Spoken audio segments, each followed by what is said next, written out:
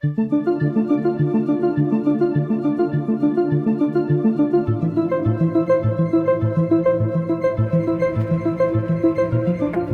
ओए ओए आ जाओ यार।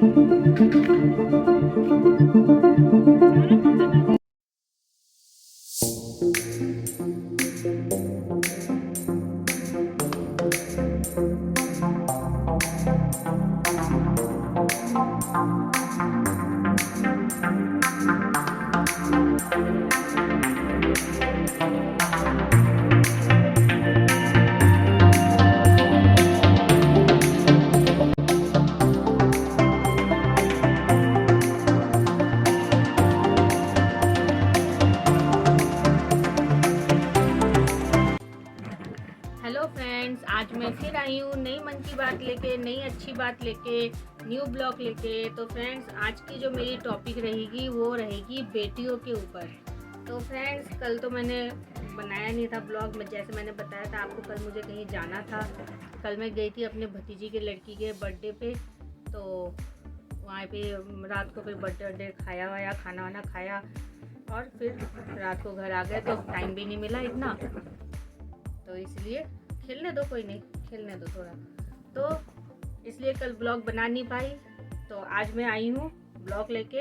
तो फ्रेंड्स, आज मैं आपसे कहना चाहती हूँ बेटियों के ऊपर। जैसे आज भी बहुत सारे लोग होते हैं, आज के दिन में भी बेटी होना थोड़ा सा नापसंदी करते हैं।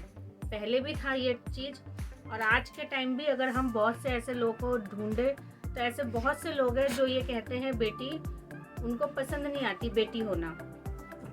तो फ्रेंड्स, आज मैं यही बोलना चाहती हूँ कि बेटी जो जन्म लेती है ना किसी के घर में, वो माता पिता बहुत ही पुण्य करते हैं पिछले जन्म में, तो इसीलिए उनके घर में बेटी पैदा होता है। और आपको मैं कहानी बताऊं, पिछले जन्म का पुण्य होता है, पिछले जन्म का पुण्य होता है जिसकी वजह से आपके घर में एक बेटी पैदा होती है। बेटी पैदा होना फ्रेंड बहुत ही ज़रूरी है। अगर एक बेटी है एक बेटा है, बहुत ही बेटर है। बेटा है ठीक है, एक बेटी होना भी बहुत ज़रूरी होता है। तो फ्रेंड्स, कृष्ण जी ने यही उपदेश दिया था अर्जुन को। अर्जुन ने कृष्ण जी से पूछा कि आप बताइए कि कुछ लोग जो है वो धनवान कैसे बनते हैं, किनके घरों में धन होता है और किनके घरों में बेटियां पैदा होती है। ये चीज़ अर्जुन ने पूछा था कृष्ण जी से। तो कृष्ण जी ने यही बोला कि जो लोग बहुत ही पुण्य करते हैं उनके घर में बेटी पैदा होता है, क्योंकि बेटी लक्ष्मी की रूप है और धन भी उनके घर में ही आता है जिनके घर में बेटी पैदा होती है। और वो माता पिता बहुत ही भाग्यशाली होते हैं। तो कृष्ण जी ने यही कहा अर्जुन से, जो बेटियां जिनके उनके ही घर में पैदा होती है, जो माता पिता बेटियों का भार संभाल सकते हैं, उनके घर में भगवान बेटियां नहीं देती है जो बेटियों का भार नहीं संभाल सकती है।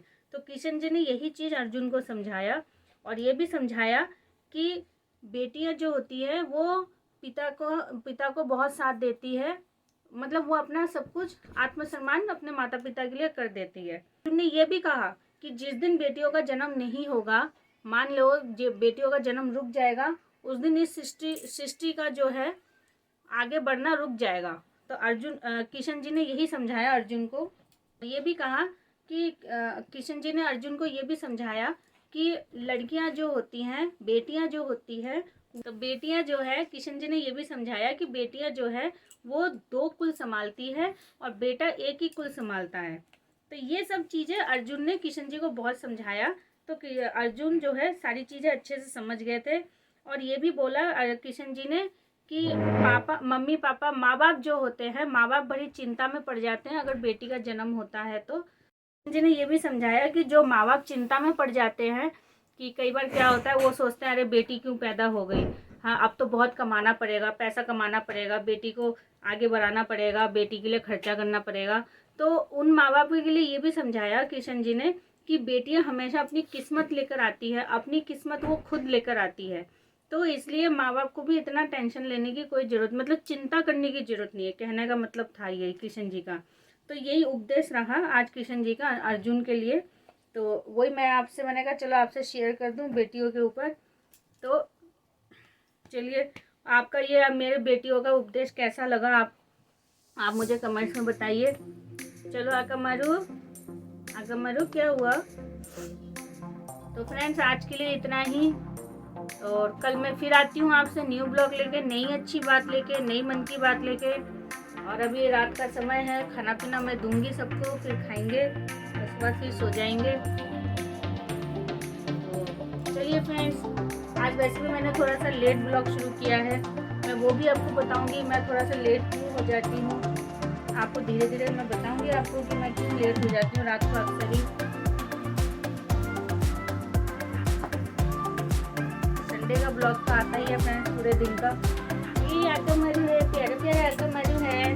मेरा चुन्नी छोड़ दे, मेरा शॉल छोड़ दे मेरा शॉल। एक बार टाटा कर दे, एक बार टाटा कर दे, टाटा।